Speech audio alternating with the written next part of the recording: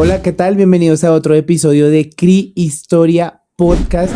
Hoy con un invitado muy especial, es un invitado que he leído en mi formación como historiador, es un invitado que es historiador, teólogo, internacionalmente reconocido por investigaciones sobre la historia político-cultural, las redes intelectuales, la cultura impresa del protestantismo en América Latina. Quiero comentar un poco sus estudios que me parecen muy importantes para que nuestra audiencia vea los invitados de lujo que estamos trayendo aquí a CRI Historia Podcast. Él es psicopedagogo, tiene un pregrado también en teología, es magíster en historia y doctor en historia. En este momento se encuentra haciendo estudios postdoctorales en Chile. Es un grande investigador de la historia del hecho religioso en América Latina y en Colombia. Sin más preámbulos, estamos aquí con Juan Carlos Gaona Poveda. Bienvenido, Juan Carlos, por favor, danos un saludo, cuéntanos si me equivoqué en algo y muchas gracias por abrirnos el espacio y estar acá. Bueno, muchas gracias, Samuel, por la invitación. Saludos a todas, a todos los que nos ven y nos escuchan. Y sí, bastante bien la semblanza que presentas. Para empezar un poco, quiero también contextualizar que tiene una serie de publicaciones importantes, artículos académicos. Hace poco publicaste un libro que tuve la oportunidad de ir al lanzamiento, el libro Evangélico, que creo que es producto de tu investigación doctoral. No sé si nos cuentes algo sobre eso antes de entrar en materia. Sí, gracias, Samuel. Sí, efectivamente este año se publicó ese libro, que para mí es una bendición en la medida que tiene que ver con parte de la vocación que tengo como cristiano, y es poder llevar, digamos, el conocimiento de la historia de nuestra fe a unos ambientes que por lo general no llegan, porque suele haber una doble incomprensión y digamos, un doble prejuicio, tanto desde el interior de la iglesia hacia el mundo académico, como desde el mundo académico hacia las iglesias. Entonces, inclusive en mi primer libro, una de las grandes satisfacciones es que fue publicado por la Universidad del Valle, ¿no? Que es una universidad pública, laica en Cali, en Colombia. Ese fue sobre la prensa evangélica en Colombia, los periódicos. Y hay una parte, digamos, teológica en la dimensión histórica que es que se trabaja. Y esta nueva, digamos, esta nueva obra que gracias a Dios tengo la oportunidad de compartir, fue publicado tanto en México como en Colombia. En México por una universidad pública, que es la Universidad Autónoma Metropolitana, y en Colombia por dos universidades católicas, lo que también me parece muy importante porque considero que es para nuestro país y para nuestra América Latina también aprender a encontrarnos con el otro hermano y hermana en la fe cristiana que no es, digamos, de línea evangélica. Fue la Universidad del Rosario y la Universidad Javeriana. Y como dice Samuel, trata sobre un aspecto que me parece fundamental, y es cómo la cultura cristiana evangélica protestante ha hecho presencia en nuestro continente en el mundo de las ideas y de los intelectuales. Ese prejuicio que existe ha generado que en la sociedad en general se piense que el mundo evangélico no ha producido ideas, sino ha impactado la sociedad a partir, por ejemplo, de la escritura, a partir del debate, y creo que eso, a mi modo de ver, es una forma de evangelización en un sentido, digamos, no proselitista, sino de diálogo, ¿no? Con los que son distintos a nosotros. Entonces, ahí está esa publicación. He tenido la oportunidad de leerte, ya estoy por terminar el libro Evangélico, muy, muy interesante, toda esta producción de la prensa. Y quiero iniciar con una pregunta muy puntual. ¿Cuál es tu creencia? ¿A qué parte del cristianismo perteneces? ¿Y cómo nació tu interés personal para convertir a la religión y a las creencias en tu objeto central de investigación histórica? Mira, yo soy lo que sería un cristiano de segunda generación. Mi mamá se convirtió al cristianismo evangélico, primero en una iglesia independiente, cuando yo tenía como 3, 4 años. En esa medida, pues yo fui bautizado de bebé, digamos, en la iglesia católica a los 2 años. Sin embargo, cuando ella se convierte, pues nos lleva a mi hermano y a mí, y nosotros crecimos en una iglesia en un barrio Bolivia, en Bogotá, de la denominación Hermanos Menonitas, que hace parte de una tradición de fe muy importante, que es la tradición anabaptista, que se remonta desde el siglo XVI, que es una tradición importante porque rompe con algunos esquemas del protestantismo tradicional, sobre todo con la vinculación entre iglesia y Estado. Entonces los anabaptistas siempre pregonaron por una iglesia de creyentes, donde las personas participáramos, no porque nuestro papá sea cristiano o no porque un gobierno, un Estado tenga un determinado tipo de creencia, sino por una opción, digamos, de fe, movidos por el Espíritu Santo y sus convicciones. Entonces me formé en esa tradición anabaptista. Eso tiene mucho que ver con mi forma de pensar y de creer hasta el día de hoy. Y otro elemento importantísimo en esa tradición es la opción por la no violencia activa, ¿no? Así. Entender que como seguidores de Jesús somos no violentos. Esa, digamos, es mi parámetro de fe y ahí crecí. Algunos dicen, no, como Dios no tiene hijos sino nietos, ya fue como a los 14, 15 años que tuve, digamos, un proceso de conversión. No es que nunca me fui a la iglesia y ahí decidí optar por el ministerio, ser pastor. Sin embargo, ya cuando estaba saliendo del colegio, pues me dijeron, bueno, es importante también tener otras formaciones seculares que lo ayuden, digamos, a fortalecer esa parte. Y por eso estudié pedagogía, ¿no? Primero como pensando en tener herramientas, porque considero todavía que soy una persona tímida, entonces decía, bueno, necesito unas herramientas que me ayuden a comunicar mejor este conocimiento de la fe, y ahí estudié psicopedagogía, pero siempre con la intención de estudiar teología. Después me fui a Cali, estudié teología en la Fundación Universitaria Bautista, Seminario Bautista. Llegué a la convicción de que también el ministerio se puede hacer desde como laicos, ¿no? Desde el laicado, que no necesariamente el ministerio significa participar, digamos, en un engranaje, en una ordenación. Y ahí fue cuando llegué a lo que te estaba planteando, ¿no? Es decir, cómo nosotros podemos, desde nuestra fe cristiana, dialogar con la sociedad. Y ahí fue que entré a la historia y seguí por esa línea, ¿no? Fue lo que preguntas. Desde la perspectiva anabaptista, aquí en Chile, como no hay iglesias anabaptistas, actualmente estoy vinculado con la iglesia metodista, de Chile. El anabaptismo hace parte del protestantismo histórico, ¿verdad? Sí, hace parte del protestantismo histórico, pero hay un libro muy clásico de un autor de apellido Williams que se llama La Reforma Radical. Okay. Él se lo publicó, es en inglés, pero lo publicó como en los años 90 el Fondo de Cultura Económica, y ahí plantea como esa separación un poco que te decía, porque los anabaptistas fueron perseguidos lamentablemente desde el siglo XVI, tanto por la Iglesia Católica como por las iglesias nacionales. Sí, hace parte del protestantismo histórico, pero es una línea que tiene ciertas particularidades, ¿no? Ok, ¿en algún momento de tu vida tuviste que ver con esta iglesia menonita de Ciudad Berna, en Bogotá? Sí.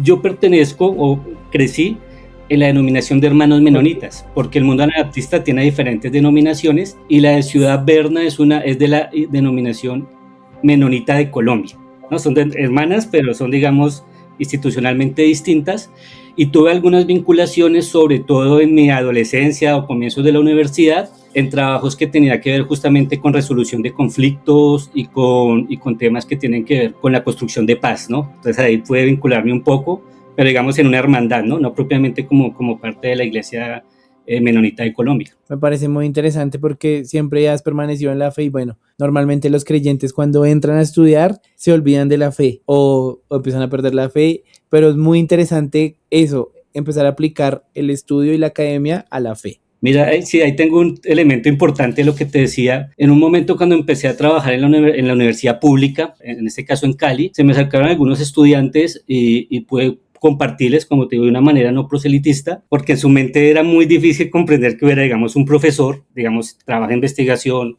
que es crítico, que trabaja, digamos, con la función docente, pero que al mismo tiempo guarda la fe. Entonces no era tanto un tema de decirles, vengan a mi iglesia y eso, sino darse cuenta, bueno, porque una persona tiene estos valores y tiene esta ética, digamos, que como menonita guarda una ética muy similar a la del resto del protestantismo, ¿no? La que estudia Max Weber, por ejemplo, y eso fue interesante, porque genera cierto impacto. Entonces siempre he estado como en esos bordes, que claro, para mí es todo un reto, pero también creo que ha sido muy bueno para mi vida y espero que también para algunos cuantos con los que he podido compartir, ¿no? En la vida. Bueno, de acuerdo, muy interesante. En tus trabajos, en tus investigaciones, estudias mucho la prensa y los libros evangélicos del siglo XX. Cuando el catolicismo dominaba la cultura y la sociedad latinoamericana, había una hegemonía muy significativa. ¿Cómo lograron estas publicaciones protestantes abrirse paso y circular sin ser censuradas de inmediato? Sí, mira, es interesante. Cuando llega el primer misionero a Colombia, de apellido Pratt, de la iglesia presbiteriana, era un momento de lo que se llamó los gobiernos liberales, ¿no? En el siglo XIX. Sin embargo, cuando la primera prensa, o por lo menos la que yo estudio, porque hay un periódico anterior al que no he podido acceder, del siglo XIX, yo empiezo a estudiar desde 1912, cuando se publica el segundo periódico, que duró casi 50 años, que se llamó el evangelista cristiano y después se le puso el evangelista colombiano. Lo promovió un misionero también presbiteriano estadounidense de apellido Allen, Alexander Allen. Y Alexander Allen logró generar relación con diferentes grupos de personas, algo interesante que a mí me anima, porque lograba establecer relación con personas con las que tenían elementos que estaban de acuerdo y otros que no, incluyendo sacerdotes católicos que también abogaban por una sociedad más plural donde todos tuviéramos pues, la posibilidad de pensar y ser diferentes, ¿no? Y que esa hegemonía no los atropellara. Entonces hubo esa relación y esos vínculos interesantes con personas que no eran necesariamente evangélicas, pero que tenían, por ejemplo, imprentas, ¿no? Y que tenían una serie de posibilidades que ayudó a que esta prensa funcionara. Sin embargo, si uno ve los periódicos protestantes ya hacia los años 40, sí aparece el sello de censura, ¿no? Hay un sello de censura de precaución, no que no puedan circular, sino que ese sello se ponía en la primera página para alertar a la comunidad católica de que era literatura, digamos, peligrosa. ¿Qué hacen los evangélicos, y no solamente en Colombia, sino en otros lugares? Ser muy estratégicos y, por ejemplo, poner unos nombres que no suenen, digamos, de una manera excesivamente confesional, sino más como de discusión sociocultural, y desde ahí transmitir esos mensajes, ¿no? Entonces, así más o menos lograron sortearlo, pero también podemos ver en otros casos donde las dictaduras, por ejemplo, en el Cono Sur, también las publicaciones protestantes pudieron seguir circulando, siempre bajo ese riesgo, pero también buscando esas estrategias, ¿no? Cuando mencionabas al misionero presbítero o pastor presbítero Alexander Allen, es interesante ver la cooperación que había entre creyentes, a pesar de sus diferencias, la cooperación que había entre ellos. Si hacemos un paralelo con la actualidad, hoy en día los líderes religiosos parecieran que se enfrentaran más en vez de aliarse, como si la iglesia de la esquina fuera una enemiga o una competencia. No sé si esté bien verlo así. Sí, mira, lo que pasa es que sí, en el campo latinoamericano se fue construyendo en el siglo XX una crítica injusta a la cooperación. Entonces, por ejemplo, un término que nace inclusive en el cristianismo antiguo, que es el ecumenismo, por ejemplo, y porque nace en el cristianismo antiguo, inclusive los primeros 7 concilios de la iglesia, desde el 325 con Constantino, se llamaban concilios ecuménicos, ¿no? Porque querían vincular justamente a las diferentes iglesias que en ese momento eran cristianas sobre temas fundamentales para el avance de la fe.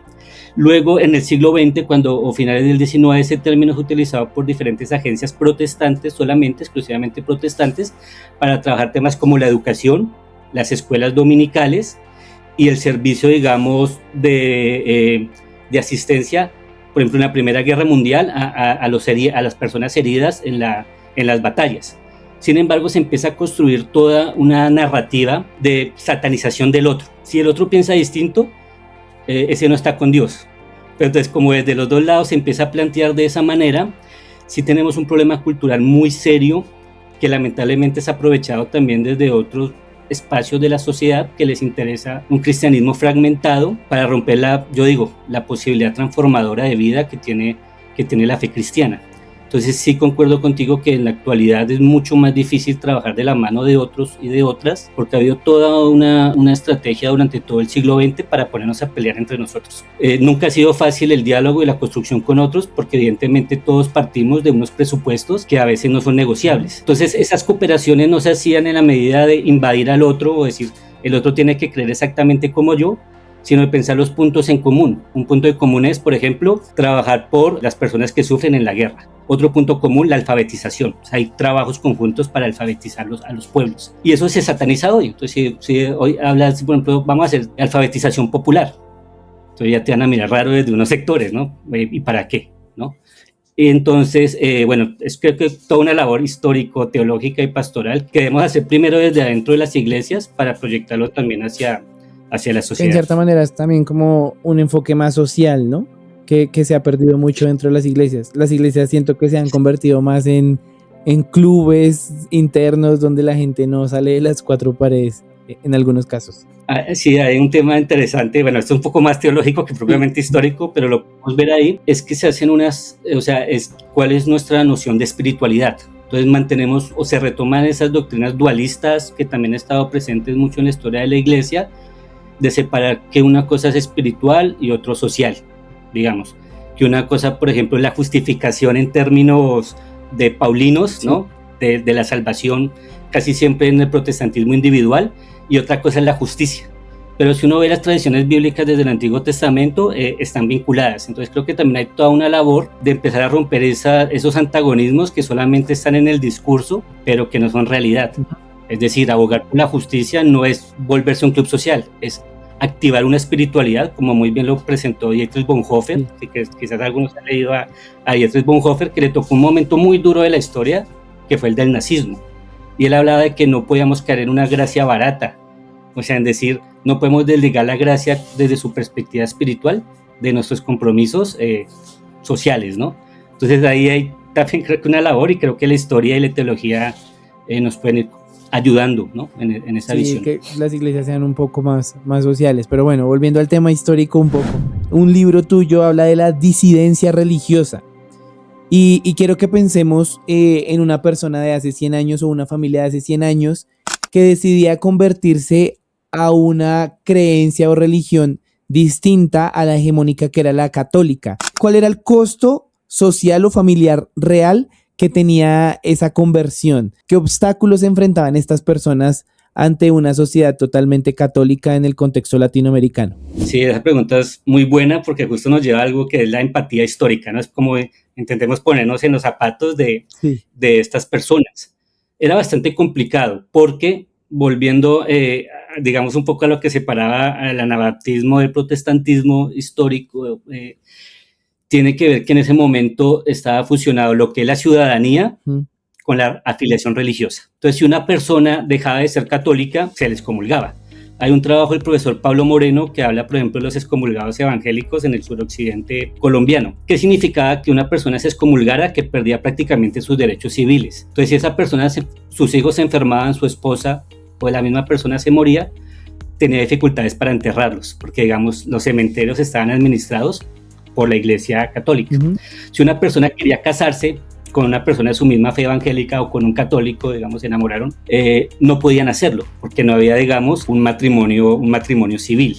Si una persona buscaba, digamos, que sus hijos se educaran en buenos colegios, se les dificultaba también porque estaban administrados por la Iglesia Católica. Eso quiere decir que asumirse como disidente, esa palabra significa que una persona que toma una distancia a partir de su propia conciencia, decir, yo soy cristiano, cristiana, pero no de la manera sacramental que lo trabaja la Iglesia Católica, pues implicaba, digamos, una fidelidad que va más allá de las cuatro paredes de la iglesia, como dices, sino en la cotidianidad, ¿no? Entonces, ¿cómo vamos a responder a que se me va a dificultar un entierro, se me va a dificultar casarme, se me va a dificultar acceder a salud, a educación? Entonces, es algo que a veces no mencionamos el día de hoy, ¿no?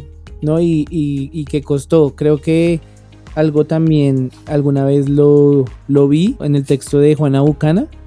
Ella creo que también menciona como estas situaciones que tienen que enfrentar los nuevos creyentes evangélicos o protestantes. Sí, exacto. Ese libro es un libro de los años 90, es muy, quienes quieren ingresar es digamos, obligado, ¿no? El de Historia del Cristianismo Evangélico en Colombia de Juana Bucana. Sí, ¿no? Creo que ella misma era misionera, ¿no? Sí, Juana Bucana fue misionera.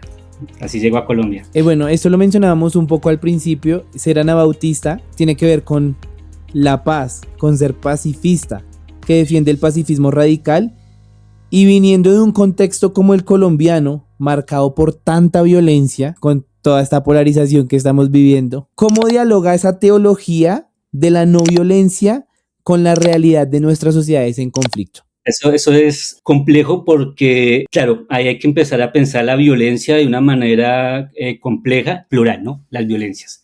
Entonces, primero está el tema del lenguaje, ¿no? ¿Cómo desarmar los lenguajes de violencia? Las redes sociales son una bendición en la medida que democratizan la cultura, ¿no? Eso es muy bueno, positivo. El problema es que somos una sociedad que no nos hemos educado en el diálogo, en la discusión. Hace poco murió Jürgen Habermas, que de pronto algunos han escuchado. Fue un autor que habló de que la democracia solamente es posible en la medida que tengamos que las personas que hacemos parte de la democracia tengamos las herramientas para dialogar. En Colombia ahorita es muy difícil dialogar, porque cuando planteas un argumento, lo primero que se hace es atacarte como persona. Eso se llama una falacia ad hominem, ¿no? Los que de pronto han estudiado lógica.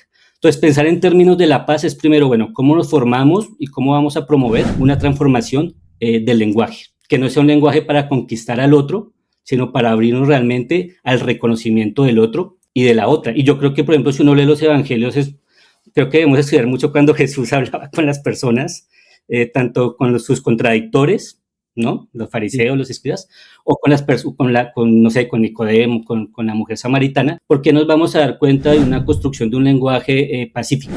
Entonces, esa propuesta va desde el lenguaje y vamos viendo cómo, digamos, esa espiral de violencia se sigue después ampliando hasta llegar al asesinato o ya directamente a la violencia física. La tradición anabaptista ha trabajado mucho eso y de hecho hay mucho material, hablando de lo editorial, todo este tema, sobre la teología de la paz, pero también sobre propuestas prácticas, digamos, de resolución de conflictos, ¿no? Entonces es una tarea bastante ardua porque mientras nos sigamos descalificando entre todos y todas, desde el interior de la iglesia y hacia afuera, pues difícilmente aportamos a la construcción de paz. Y ahí pasa, por ejemplo, por el tema de romper con las etiquetas y las generalizaciones sobre el otro. A mí me pasa, una persona puede que ni me conozca y me describe como si me conociera de años. Es que usted piensa esto, lee estos autores, hace esto, yo, oiga, pero usted ni me ha leído ni nunca hemos hablado. O sea, ¿cómo puedes tener tanta certeza de quién soy yo si no nos hemos dado la oportunidad de hablar y de conocernos, ¿no? Y quizás a mí mismo también me pase y a los demás. Entonces esa construcción de paz creo que ahorita pasa mucho por el tema de la comunicación y creo que la tradición anabaptista ha aportado mucho, pero ahí yo tengo un elemento, es que creo que siempre tenemos que alejarnos de los ismos. Entonces cuando hablamos de pacifismo no deja de ser un ismo porque a veces en la práctica es difícil, ¿no? O es contradictorio. Entonces me gusta más hablar, y de hecho se habla desde la tradición anabaptista, de la no violencia activa, ¿no? No es el pacifismo como dogma, sino el entender cómo de manera activa vamos construyendo una cultura del reconocimiento del otro y de la otra, y toda la potencialidad bíblico-teológica que hay ahí es inmensa en la historia de la iglesia. Entonces creo que por ahí sería como para iniciar, ¿no? esta tarea tan ardua. Hoy en día vemos que grandes grupos religiosos resultan influyendo en las elecciones políticas. Alguna vez hablaba hace poco con un historiador, me decía, desde este lado del mundo no revisamos que Putin tiene gran apoyo de la iglesia ortodoxa. Trump tiene gran apoyo de las iglesias evangélicas. Bolsonaro definió unas elecciones con apoyo de iglesias en Brasil. Y en ese sentido, ¿cómo se relacionaría la política y la religión? ¿Cómo lo ves relacionado y si tiene que ver algo con el siglo XX que has investigado? Sí, mira, lo que planteas pues es un tema que está presente en la historia del cristianismo y que desde San Agustín o Agustín de Hipona mejor, se empieza a pensar teológicamente cuando habla de las dos ciudades, ¿no? A mí me interesó mucho el siglo XX desde que estaba en la escuela, ¿no? En la primaria puede parecer un poco precoz. El siglo XX es un siglo que a veces a muchos historiadores, porque están las guerras, la violencia, ¿no? A veces les gustan otros periodos, pero a mí me interesó mucho justamente porque yo pensaba, bueno, esto ya se superó, pero no se ha superado. Y un poco lo aterrizo en la pregunta de iglesia y Estado. Ahí está el ser y el deber ser, ¿no? El deber ser, desde donde lo pienso histórica y teológicamente, es el Estado laico. No laicista, laico, ¿no? Porque laicista significa esos estados que atacan la religión. Eso es distinto, ¿no? Podemos ver un modelo de Estado laicista, fue por ejemplo el Estado mexicano en la primera mitad del siglo XX, cuando atacó hasta militarmente a la Iglesia Católica, ¿no? Entonces no es el Estado laicista que ataca a las religiones, sino es el Estado laico que permite que lo religioso tenga su autonomía, pero no cualquier tipo de autonomía, sino una autonomía que no violente el derecho de las personas, ¿no? O sea, que regule.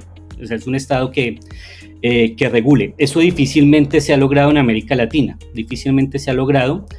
En primer lugar, porque hay un peso cultural muy grande de lo religioso, que hace a veces difícil esa regulación, porque hay unas inercias que vienen desde la misma época colonial, que evidentemente da cierta fuerza a unos elementos católicos, que es donde yo veo de pronto ya en mis estudios, particularmente en Colombia, como un sinsentido a veces, porque durante esa época que hablábamos de lo difícil que era ser protestante, los evangélicos abogaron por la libertad, por la tolerancia y posteriormente por la libertad religiosa. Sin embargo, cuando se llega a adquirir cierto poder, y ese poder es un poder numérico que también se transforma en poder cultural y se transforma en poder simbólico, ¿no? De representación, empiezan a buscarse, por ejemplo, unos pequeños concordatos, pero ahora entre denominaciones y el Estado, y empezar a buscar unas prerrogativas. Y entonces ahí es donde hay, digamos, una malversación de la relación entre lo religioso y lo político, porque se puede volver clientelar, ¿no? ¿Usted qué me da? ¿Yo qué le doy? No digo que eso sea la norma, pero sí es la tentación y hay expresiones. En ese sentido, abogar por el Estado laico significa abogar por una sociedad que haya una regulación para que todos y todas, incluyendo aquellos que tienen una concepción de la fe distinta a la nuestra, ahí es donde está la dificultad, también tengan ese derecho, ¿no? Bueno, que el católico tenga derecho a ser católico, que el musulmán tenga derecho a ser musulmán, y se ha construido una narrativa de odio sobre unos grupos particulares. Hay una narrativa de odio sobre los musulmanes. Están pensando que son como los herederos directos de Mahoma y van a llegar aquí con unos ejércitos. Terroristas también. Terroristas, o con los mismos cristianos que tienen tendencias de izquierda, de centro o de otra y viceversa. Entonces empieza a construirse esa relación donde no hay cabida del otro y de la otra. Entonces el Estado laico nos está planteando, bueno, hay una posibilidad donde justamente lo democrático implica el reconocimiento de que el otro es distinto y tiene el derecho de ser. Sí. Entonces ahí es donde yo les digo a la gente, no, es que el enemigo no es este grupo o aquel, el enemigo siempre va a ser los fundamentalismos políticos y religiosos, que casi siempre van de la mano, eso va ahí. ¿Qué son los fundamentalismos? Unos dogmatismos y unas lecturas que no ven la multiculturalidad ni el color de la realidad, y cuando uno ve el texto bíblico y ve que la naturaleza, el ser humano, la cultura es diversa, no es monolítica, esas imposiciones de una visión única de la realidad pues son profundamente peligrosas porque legitiman primero la violencia, como decíamos, primero la violencia en el lenguaje, hasta que finalmente legitima la violencia física. Entonces creo que la lucha es contra el fundamentalismo, vengan de donde vengan, del catolicismo, del protestantismo, del islam, del judaísmo, o vengan también de las corrientes políticas o subpolíticas, como las queremos llamar, derecha, izquierda, centro, centro-izquierda, centro-derecha, tal. Donde hay fundamentalismo, hay un germen de violencia sobre los otros. Y el tema es que el fundamentalismo se alimenta de una supuesta superioridad moral sobre el otro. Pues ahí no hay construcción de sociedad, es muy difícil. La historia, la teología nos tiene que llevar a desarmar esa violencia de los fundamentalismos. Y los fundamentalismos siempre van a estar en la práctica opuestos al Estado laico, porque siempre van a querer imponer unas posiciones hegemónicas sobre las otras. Y ahí creo que nuestra gran deuda histórica, ¿no? En América Latina y en otros países. Se me ocurrieron muchas cosas con esta respuesta, porque también el fundamentalismo no importa de dónde venga, porque digamos en Oriente Medio y partes de Asia y partes de África encontramos fundamentalismo musulmán. También. En la historia encontramos en América Latina un fundamentalismo católico. Sí podría ser así. Exacto, sí, pues, digamos el fundamentalismo es una actitud transversal. El término como tal surge en ambientes protestantes de comienzos del siglo XX, pero si lo entendemos de una manera analítica podemos ver que puede estar presente en todo espectro político y religioso. Y tiene que ver entonces con unas lecturas literalistas de los textos. Para nosotros es la Biblia, pero para los musulmanes podría ser pues el Corán, ¿no? Diferentes textos.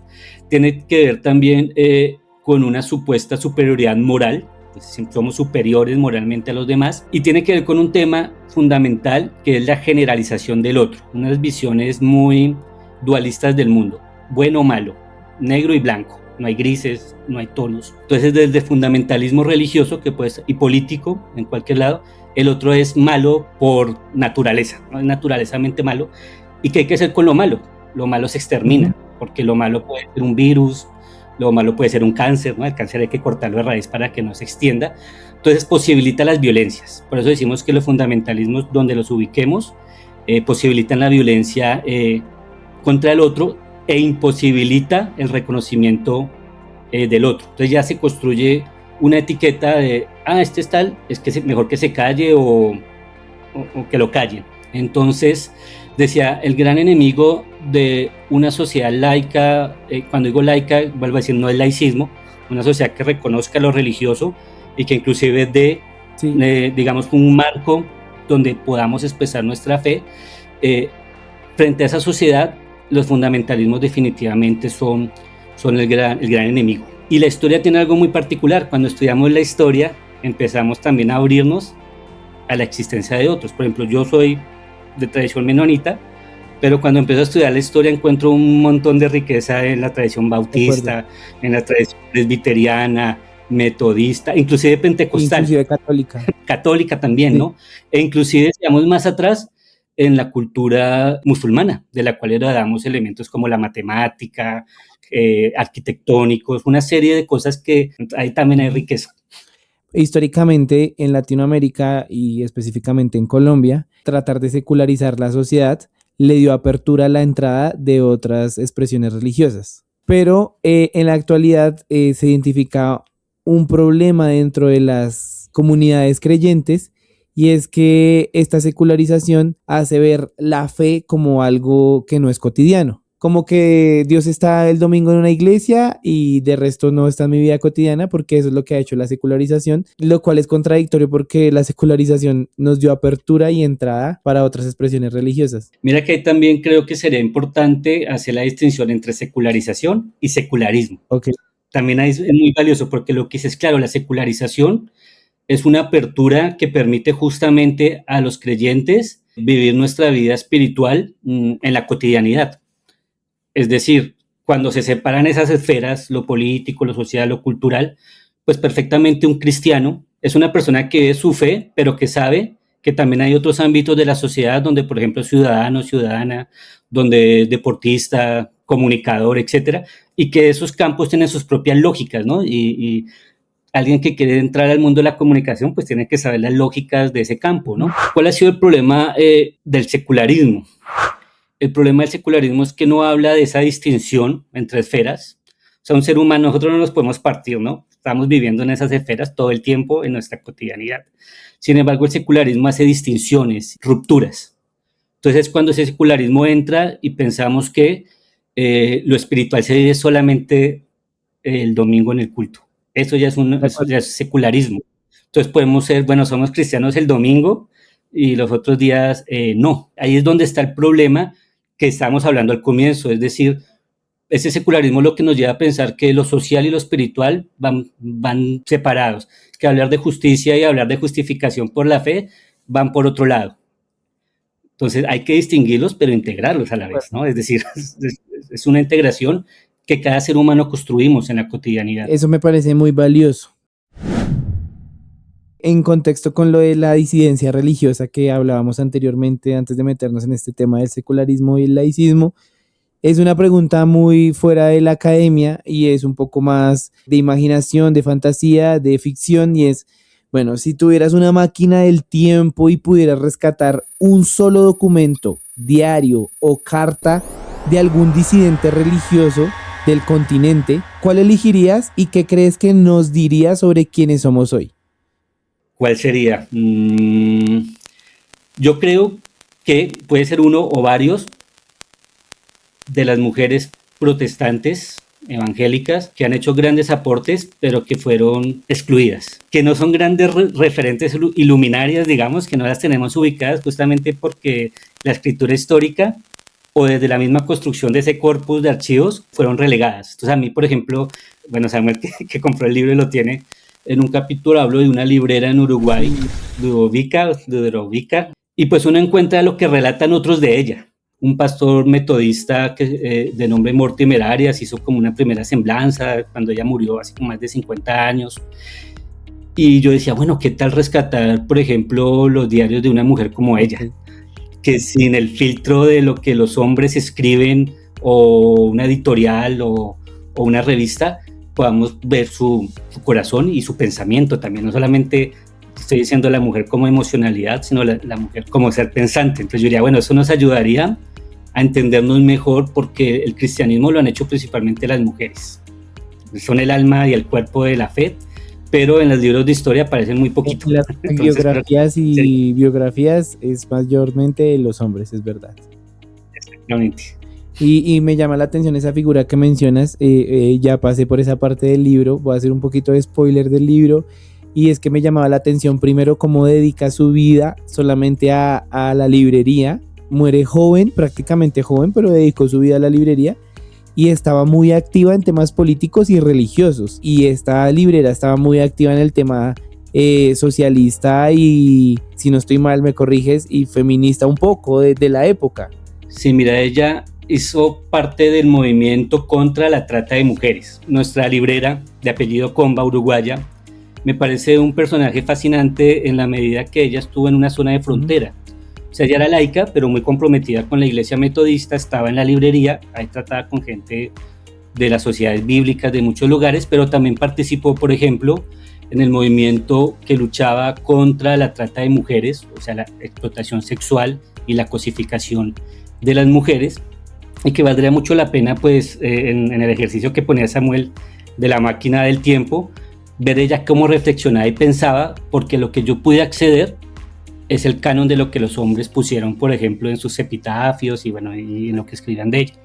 Y eso me parece importante porque gran parte de las personas que yo estudio en mi línea, que es la historia intelectual, la historia del libro, son cristianos que están en zona de frontera. Y ahí yo me identifico con las personas que estudio históricamente, porque somos personas que estamos, digamos, en esa zona donde se cruzan dos espacios. Digamos, en mi caso es el académico y el eclesial teológico.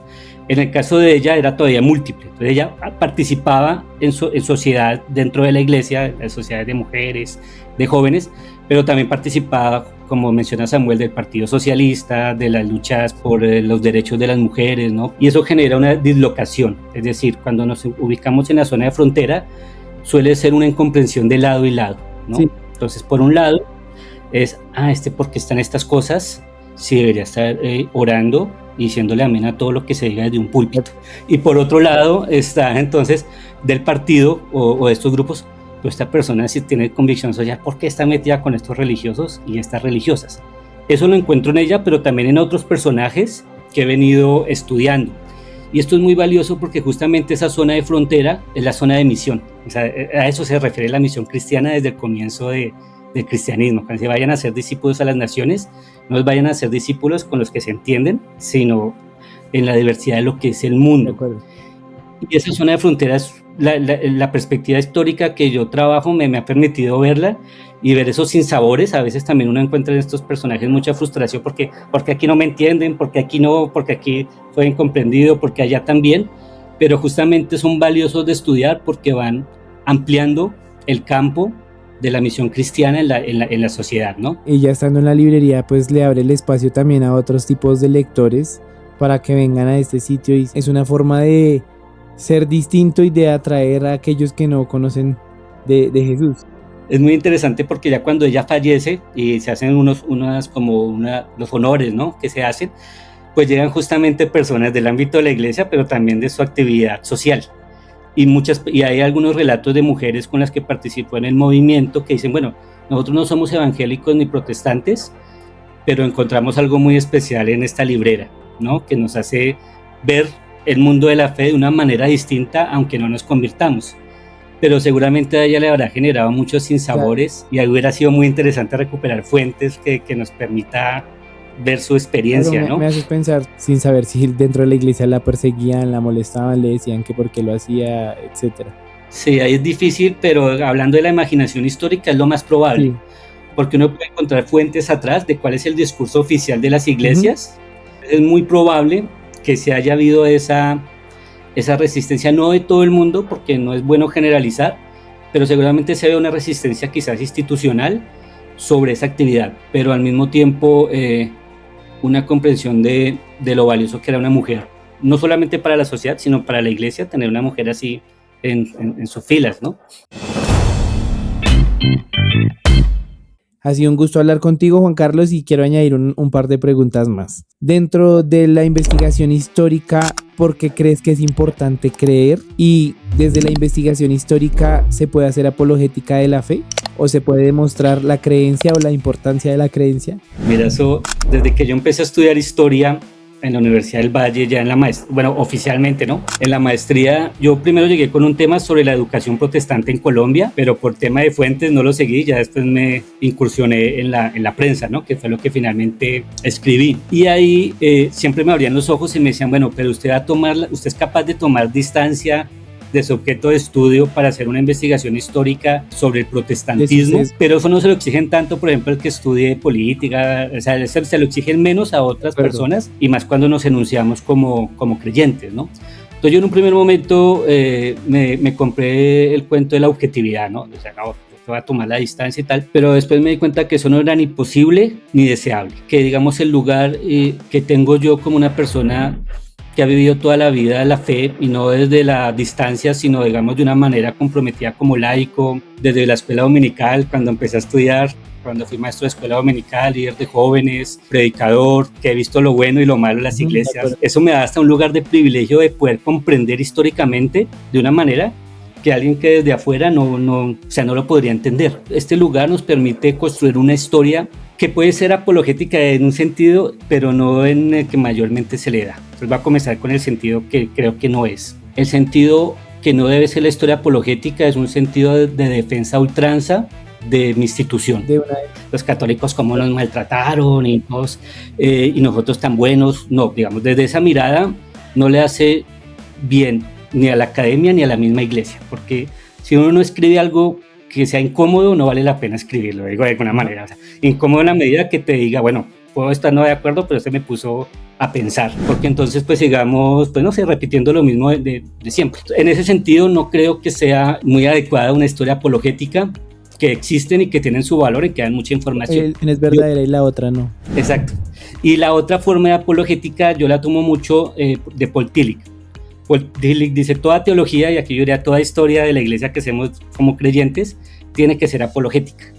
Pero Tillich lo plantea de otra manera. Él dice, ser apologético es dar razón de la fe. Y él decía, es dar razón de la fe al hombre moderno, porque él escribe como a mitad del siglo XX, ¿no? Y también estaba en el ambiente alemán, aunque él sí sale exiliado hacia Estados Unidos, ¿no? Dar razón es que, y esa es, digamos, una tarea que me he puesto, de poder traducir a un lenguaje que los que no son cristianos comprendan las lógicas de la fe, los aciertos y desaciertos de la iglesia, las motivaciones más profundas, que yo creo que las hay.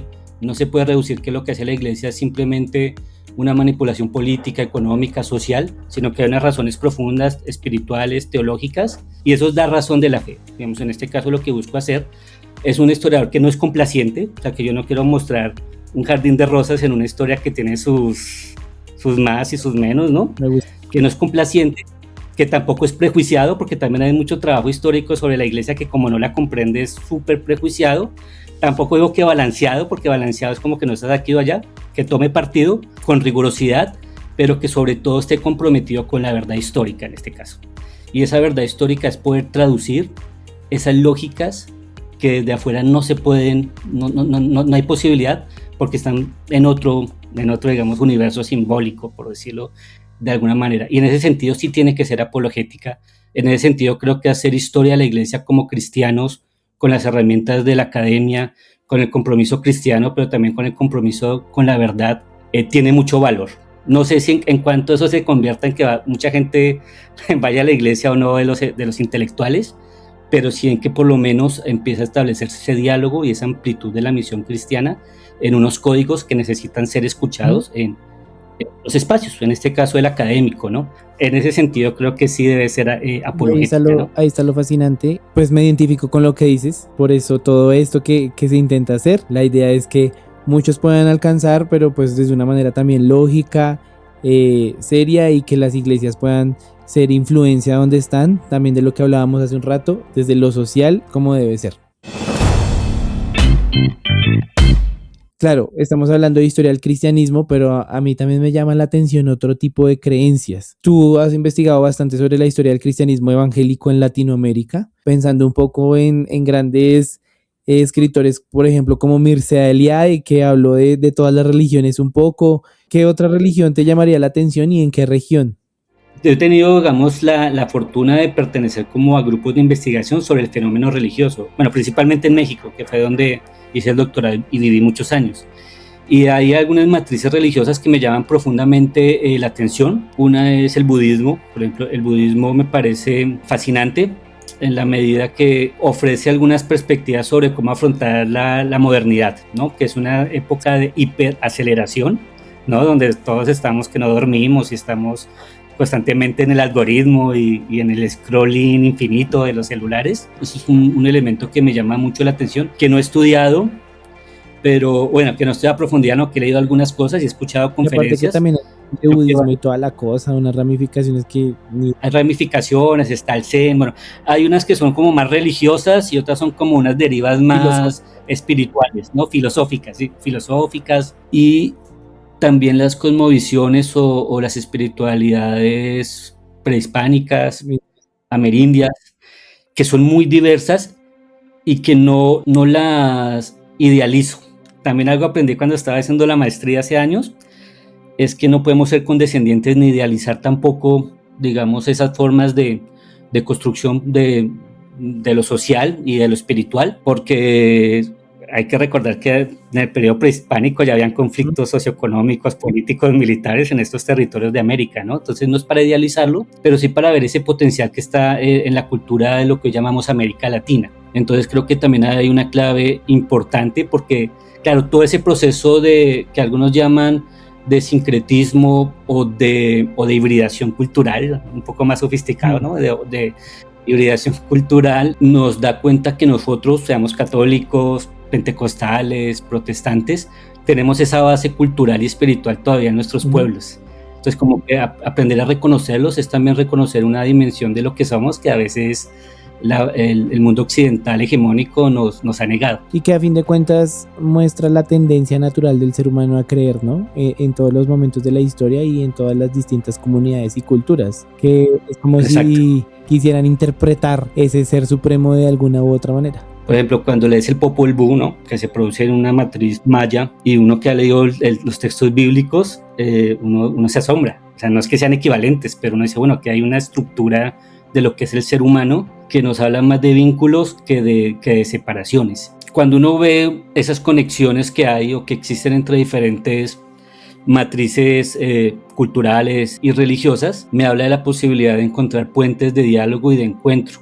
No estoy hablando de fusiones, no estoy hablando de un neosincretismo, simplemente estoy hablando en reconocer en el otro que también hay una huella de lo divino en todas las culturas. Esa es una lectura un poco de Romanos y de algunas cartas de Pablo más universalista, que como vuelvo digo, yo no es que diga que haya que mezclar las religiones ni eso, pero sí es un reconocimiento del otro. Y creo que hay una potencialidad histórica y teológica para todos nosotros en la búsqueda de un país y de una región como es América Latina, que ahorita está creo que en una zona muy oscura de nuestra historia. Pues creo que ahí hay algo bueno que encontrar.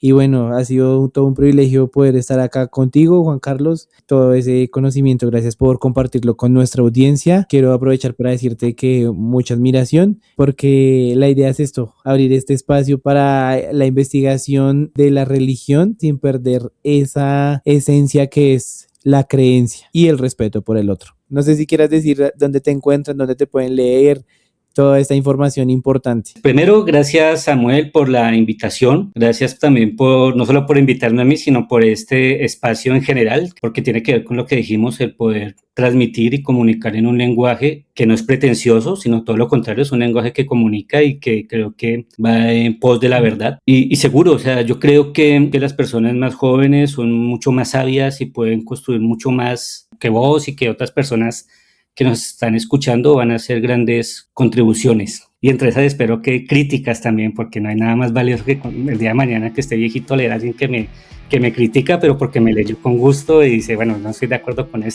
pero me tomó en serio, eso va a ser muy, muy valioso.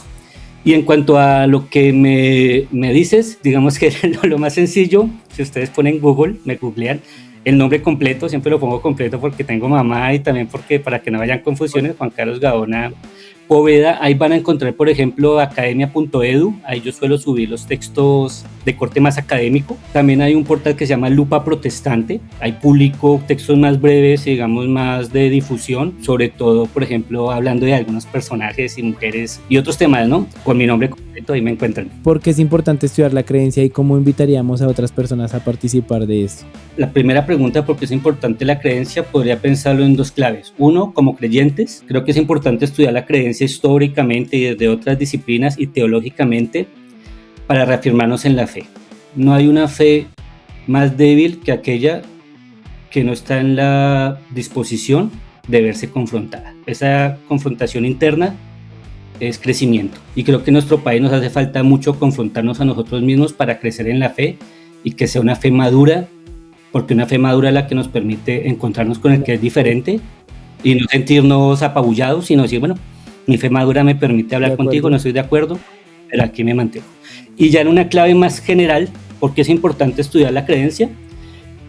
Porque está en el centro de o sea, no es que sea el fundamento de los problemas y las soluciones o el único fundamento de nuestra sociedad, pero creo que los académicos, sobre todo de unas décadas para acá, al no tener la capacidad o las herramientas de comprender la creencia, la caricaturizan. Una, digamos, de las funciones de quienes estudiamos es romper con esas caricaturizaciones de la fe, por eso digo, sin ser complacientes, sino que estudiar la creencia va a contribuir a que la sociedad en general, las comparta o no, entienda la importancia de la fe en la cultura, la importancia de la fe en el cuidado del cuerpo, en el cuidado del otro, en la política. Bueno, y ese ahondar en la fe tiene muchas entradas. Decía Hans Kuhn, un teólogo católico muy importante del siglo XX, dice, mientras no haya paz entre las religiones, no va a haber paz en el mundo. Y no porque las religiones sean el motor de la violencia, sino porque si no nos entendemos y no entendemos la creencia,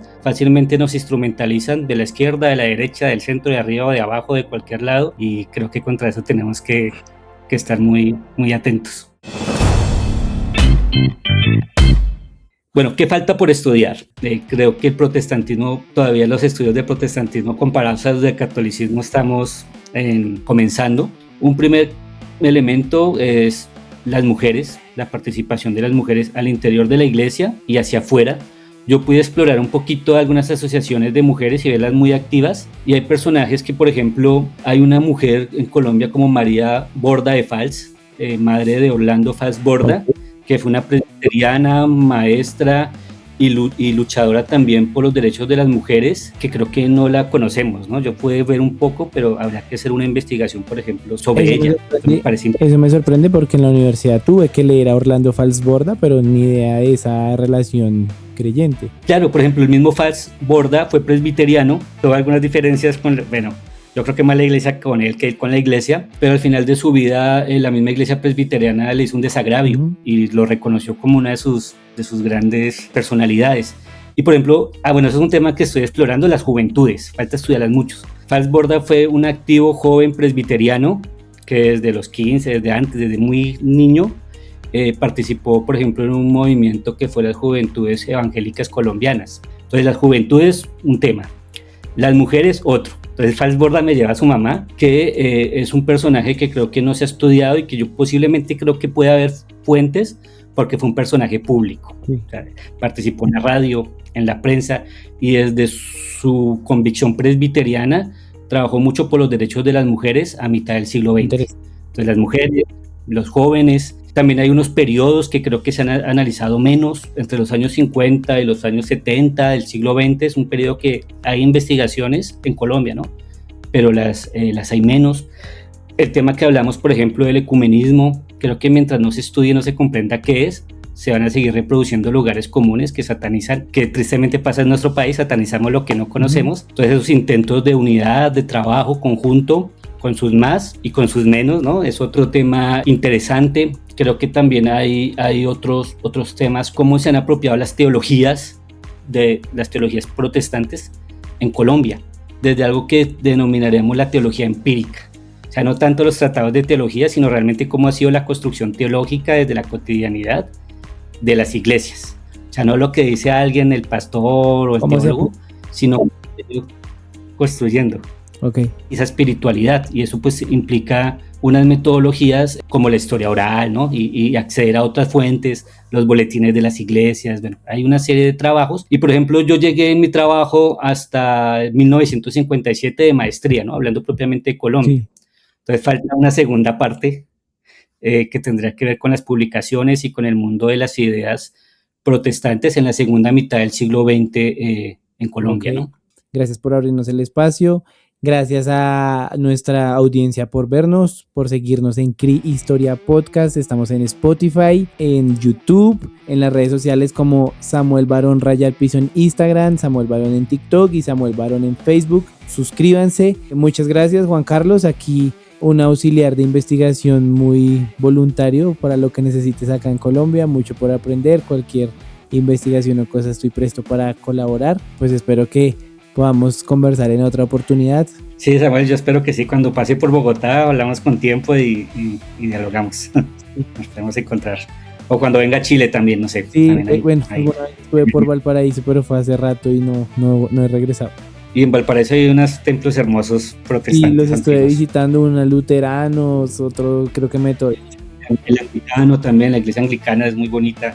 Y esto fue todo por hoy, un episodio más de CRI Historia Podcast. Muchas gracias. Por favor, síganos en todas las redes sociales.